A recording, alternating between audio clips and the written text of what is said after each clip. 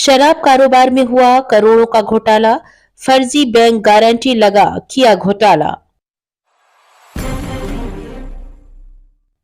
इस वक्त आप देख रहे हैं बुलेट रिपोर्टर खबर मध्य प्रदेश के रीवा से। रीवा में शराब कारोबारी का टेंडर किया गया था। इस टेंडर के आधार पर शराब कारोबारी को लाइसेंस जारी किया गया था, जिसमें रीवा जिले के कई फर्मों को लाइसेंस दिए गए थे, वो बैंक गारंटी के आधार पर। लेकिन जो बैंक गारंटी बनी वो रीवा जिले की बैंक गारंटी नहीं थी, बल्कि सिंगरौली के मोरवा सहकारी बैंक की गारंटी बनाई गई थी। जिस गारंटी की जांच हुई और जांच में ये पाया गया कि ये फर्जी बैंक गारंटी बनाई गई है। जांच टीम ने बैंक गारंटियों को लेकर जांच करने के बाद उसका अंतिम प्रतिवेदन प्रस्तुत किया है, जिसमें यह पाया गया कि बैंक गारंटी फर्जी है। उसमें रीवा जिला ही नहीं, सतना, सीधी सहित अन्य जगहों पर फर्जी दस्तावेज के आधार पर बैंक गारंटी बनाई गई है। रीवा जिले में 11 फर्म, 11 आबकारी दुकान की, उसमें आबकारी विभाग के अधिकारी की भूमिका, संबंधित बैंक के अधिकारी की भूमिका संदिग्ध होना पाया गया है। जांच दल ने पूर्णतः प्रमाणित किया है कि ये जो गारंटी बनी है पूर्णतः फर्जी है। कूट रचित और मनगढ़ंत दस्तावेज तैयार कर गारंटी बनाई गई है। इस गारंटी के आधार पर इन फर्मों ने लाभ प्राप्त किया और अभी तक दुकानें संचालित रहीं। ये लगभग 14.5 करोड़ का मामला है जो रीवा संभाग से संबंधित है।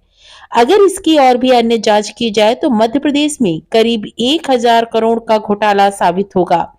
वहीं अकेले रीवा में 10.5 करोड़ का घोटाला हुआ है। शराब कारोबारियों को इस आशय के लिए एक टेंडर किया गया था, उसी टेंडर के आधार पर शराब कारोबारियों को लाइसेंस जारी किया गया था, जिसमें रीवा जिले के कई फर्मों को लाइसेंस दिए गए थे बैंक गारंटी के आधार पर। उसी के आधार पर बैंक गारंटी जो बनवाई गई है वह रीवा जिले की बैंक गारंटी नहीं थी, बल्कि सिंगरौली के मोरवा सहकारी बैंक की बैंक गारंटी बनाई गई थी। जिस बैंक गारंटी के विषय की एक जांच हुई और जांच में यह पाया गया था कि ये फर्जी बैंक गारंटी बनाई गई थी, परंतु उसके बाद एक विवरण मैंने प्रेस कॉन्फ्रेंस के माध्यम से बताया था, परंतु यह अंतिम रिपोर्ट फर्जी बैंक गारंटी की अंतिम रिपोर्ट जिला सिंगरौली के एवं सीधी के वरिष्ठ अधिकारियों के द्वारा जांच की गई है और जांच अधिकारियों के द्वारा यह पूर्णतः अंतिम प्रतिवेदन यानी विभागीय जांच प्रतिवेदन प्रस्तुत किया गया है, जिसमें रीवा जिले के ही नहीं अपितु सतना, सिंगरौली, मोरवा कई जिलों के फर्जी बैंक गारंटी बनाने का दस्तावेज प्रमाणित हुआ है। रीवा जिले में जो 11 फर्में हैं आबकारी की दारू की, जिसमें आबकारी विभाग के अधिकारी की भूमिका, संबंधित बैंक की भूमिका और संबंधित फर्मों की भूमिका संदिग्ध होना पाया गया है और इसमें वहां की जांच दल ने यह पूर्णतः प्रमाणित कर दिया है कि यह गारंटी जो बनी है ये फर्जी है। बैंक में जो गारंटी प्रतिभूति राशि जमा होनी थी वो प्रतिभूति राशि जमा नहीं की गई थी और साथ में फर्जी गारंटी बनाकर फर्जी दस्तावेज कर टेम्परिंग करके कूट रचित मनगढ़ंत दस्तावेज तैयार करके लोगों ने गारंटी बनाई और उसी गारंटी के आधार पर 11 फर्मों ने लाभ प्राप्त किया और अभी तक दारू की दुकान संचालित की गई। इसी प्रकार यह लगभग 14.5 करोड़ का यह मामला है जो रीवा जिले से संबंधित है, सतना से संबंधित है, सिंगरौली से संबंधित है, मोरवा से भी संबंधित है। यदि और भी इसकी ईडी सीबीआई जांच करे तो समूचे मध्य प्रदेश में 1000 करोड़ का यह घोटाला साबित होगा, परंतु 14.5 करोड़ का इन जांच अधिकारियों ने पुख्ता कर दिया है। 10.5 करोड़ का तो रीवा जिले का 11 फर्मों का प्रमाणित हो चुका है और जांच अधिकारी ने फर्जी दस्तावेज कूट रचित मनगढ़ंत दस्तावेज की उन्होंने इसमें अंकित कर दिया है।